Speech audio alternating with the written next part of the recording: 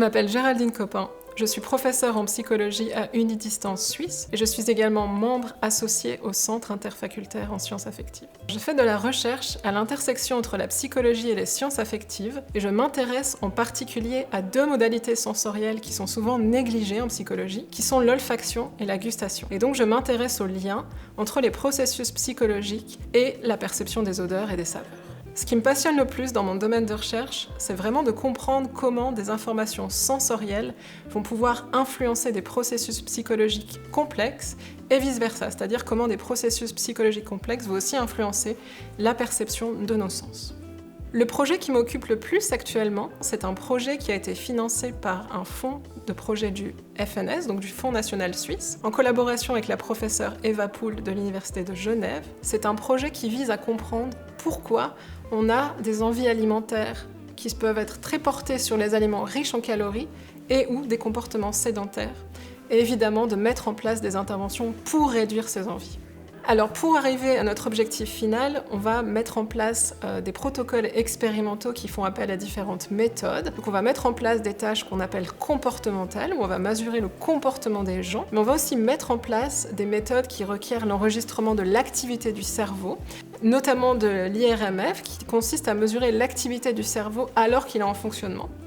Et puis on va combiner ces méthodes pour essayer de mieux comprendre les envies de nos participants. Et puis évidemment un troisième volet de notre recherche, en plus des méthodes comportementales et d'imagerie cérébrale, c'est le côté intervention et suivi de nos participants dans la vie quotidienne.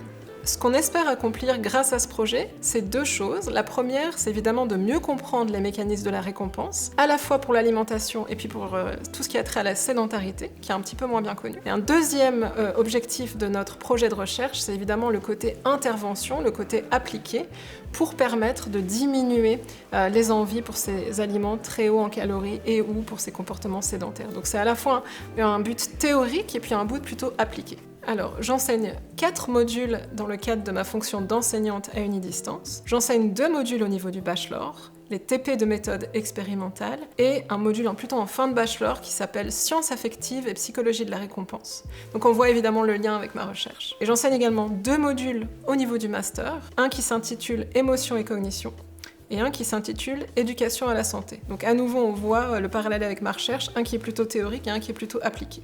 Le plus grand défi de l'enseignement à distance, selon moi, c'est de s'assurer que les étudiants restent motivés tout au long de leur parcours académique, qui peut être parfois très long. Et de ce fait, en tant qu'enseignant, on se doit de rester très proche de nos étudiants, de rendre notre contenu accessible tout en gardant évidemment une qualité parfaite, et de générer du lien avec les étudiants malgré la distance physique. Le moment clé pour moi, ça a été vraiment la transition de l'enseignement hybride à Unidistance avec des présentiels déroulés à l'époque à Lausanne vers un enseignement entièrement à distance, qui m'a fait beaucoup repenser à mon rôle d'enseignante et comment faire pour générer de l'intérêt et de l'engagement de la part des étudiants. Et ça m'a beaucoup poussée à être plus créative dans mon enseignement.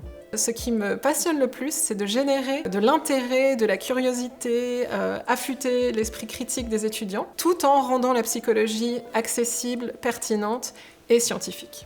C'est le moment où on rencontre nos étudiants en présence lors de la cérémonie de remise de diplôme de Unidistance Suisse, où là on peut voir toute l'émotion de nos étudiants, mais aussi de leurs familles, qui les ont beaucoup accompagnés pendant leur parcours.